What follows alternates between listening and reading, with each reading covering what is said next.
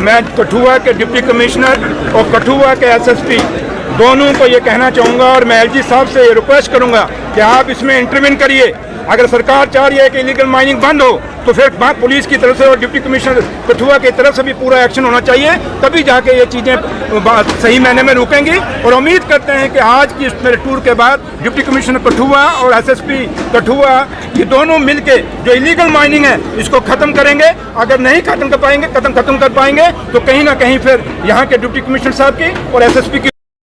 जहाँ तक ताल्लुक़ है, उमर अब्दुल्ला सरकार का यही फैसला है कि हमने सबको साथ लेके चलना है और लोगों की चुनी हुई सरकार है। हम नॉमिनेटेड या अपॉइंटेड नहीं है, हमें लोगों ने चुन के भेजा है और वही काम होंगे जो लोगों के फैसले होंगे। तो लिहाजा मैं आपके माध्यम से कठुआ के लोगों को ये बताना चाहूँगा कि चाहे इलीगल माइनिंग हो, चाहे वो ये इंडस्ट्रियलिस्ट माफिया हो, चाहे ड्रग माफिया हो, इसके लिए सरकार बड़ी वचनबद्ध है और इस पर सख्ती करेंगे। लेकिन जैसे आप सब जानते हैं कि अभी क्योंकि जम्मू कश्मीर अभी स्टेट नहीं है, कि यूटी है, हम यूटी के तहत हैं और यूटी में कुछ चीज़ें थोड़ी सी कम होती हैं और उनके बावजूद भी हम कोशिश कर रहे हैं कि भाई लोगों को जो है सहूलतें मिलें। और जब मैं यहाँ पे आया हूँ, इसी का फ़र्क है कि उनकी चुनी हुई सरकार था, जो सोटिया साहब और कमेटी जो यहाँ की और बाबू सिंह जी वगैरह सारे